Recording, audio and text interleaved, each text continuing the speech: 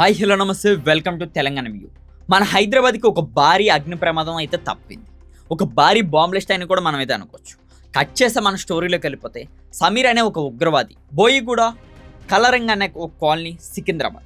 ఇక్కడ ఈయన సుమారుగా ఒక 30 సంవత్సరాల నుంచి వాళ్ళ ఫ్యామిలీ అంతా కూడా అక్కడైతే ఉంటుంది. ఒక ఓన్ హౌస్ తీసుకుని ఆ ఓన్ హౌస్ కూడా సుమారుగా ఒక 50 నుంచి 60 సంవత్సరాలు వాళ్ళ పూర్వీకుల నుంచి కూడా ఆ హౌస్ వీళ్ళకి చెందిందేనంట. కానీ వీళ్ళ కుటుంబం విషయానికి వస్తే వీళ్ళ అమ్మ నాన్న కాకుండా వీళ్ళ పూర్వీకులకి పాకిస్తాన్ వాళ్ళకి కూడా ఏదో లింక్స్ ఉన్నట్టు కూడా మనకు వచ్చిన సమాచారం.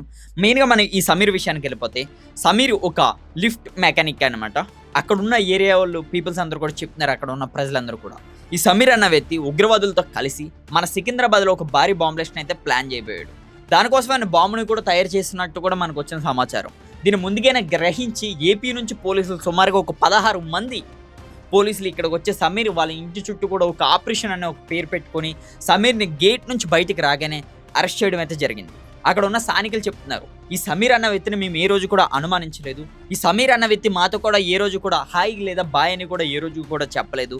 ఈ సమీర్ అసలు ఇంత దారుణానికి ఉడకడతారని కూడా మేము ఎప్పుడు కూడా గ్రహించలేదని కూడా అక్కడ ఉన్న స్థానికులు చెప్పడం అయితే జరిగింది.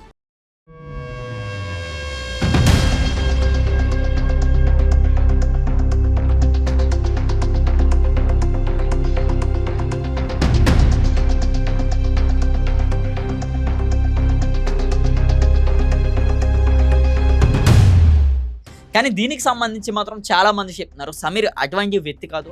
కానీ సమీర్ ఒకవేళ అటువంటి వ్యక్తి అయితే మాత్రం సమీర్ని శిక్షించాలి.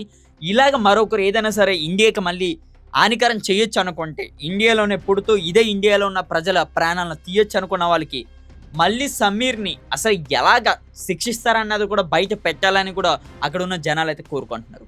మరి మీరేమనుకుంటున్నారు కింద కామెంట్ అయితే చేయండి. మరిన్ని అప్డేట్స్ కోసం మా ఛానల్ అయితే చూస్తూనే ఉండండి.